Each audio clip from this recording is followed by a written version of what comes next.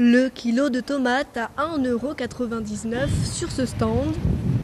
En face, c'est 50 centimes de moins. Elodie a comparé les prix, elle vient au marché. Ici c'est moins cher et pour elle ça compte. C'est vrai que moi, on regarde un peu plus les prix que moi déjà au tout début, il y a un an même, c'est pas loin, où j'ai commencé à emménager dans mon appartement. Et on fait attention maintenant, on regarde les tickets de caisse pour savoir où est-ce que c'est le moins cher. Les cajots s'empilent, c'est la fin du marché. Une aubaine pour Elodie, ce qui restait bradé, c'est l'heure des réductions. Une barquette 2 €, bidon 3 €. Ça marche 2 barquettes alors, voilà. 2 barquettes de fraises pour 3 € au lieu de 4. Ce n'est pas le seul cadeau fait par la commerçante. Il y avait des promotions sur les kilos. Donc ce que j'ai compris, le kilo de tomates, c'était moins cher si on prenait 1,5 kg. Ça revenait au même. Et la barquette donc de fraises, et puis moi, elle m'a offert une banane et puis du persil, parce qu'elle offre toujours le persil. Une foule d'aliments en main, Elodie repart, contente d'avoir fait des économies.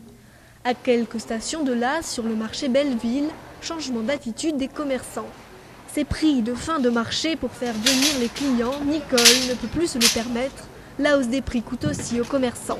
On avait des produits pour donner à la fin du marché à pas cher. Tandis que maintenant, avec les produits qu'il y a maintenant, non. Non, maintenant c'est plus possible. Avec les prix, c'est plus possible.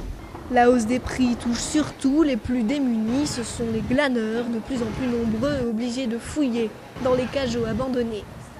Ici, la place est occupée, cette femme âgée ne pourra rien obtenir. Elle tente sa chance ailleurs, mais toujours rien.